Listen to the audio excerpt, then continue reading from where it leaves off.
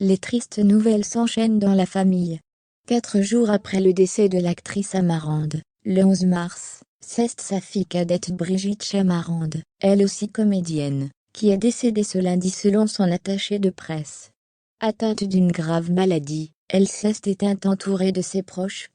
Des mauvaises nouvelles qui s'enchaînent, après la mort du comédien Sylvain Grand en décembre, puis celle de sa mère, l'actrice Amarande, le 11 mars. Voici que Brigitte Chamarande, sœur du premier et fille de la deuxième, nous a également quittés.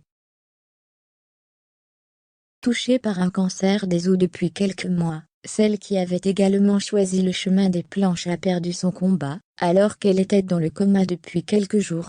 Une période difficile pour la famille de comédiens, dans laquelle chacun menait une belle carrière.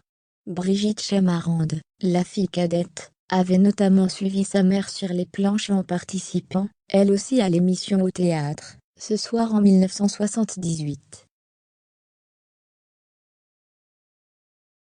Elle avait ensuite enchaîné, avec des pièces régulières présentées lors de tournées, notamment en compagnie de Daniel Evenou.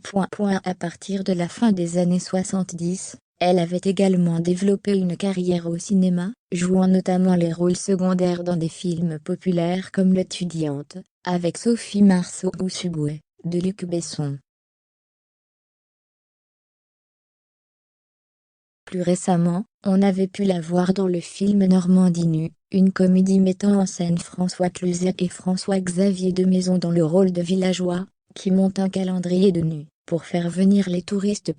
Actrice discrète mais toujours remarquée, Brigitte Chamarande avait également tenu quelques rôles en télévision, notamment dans plusieurs saisons de Diane Femme Flic, Louis la Brocante, ou encore dans le téléfilm La Tueuse Caméléon, réalisé par José Dayan, avec Catherine Fro et Jeanne Balibar.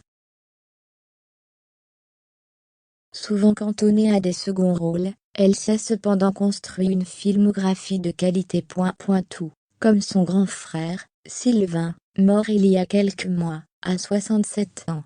Celui-ci avait tourné dans de nombreux films du réalisateur Max Péca, réputé pour ses comédies romantiques un peu mièvres, au début des années 80.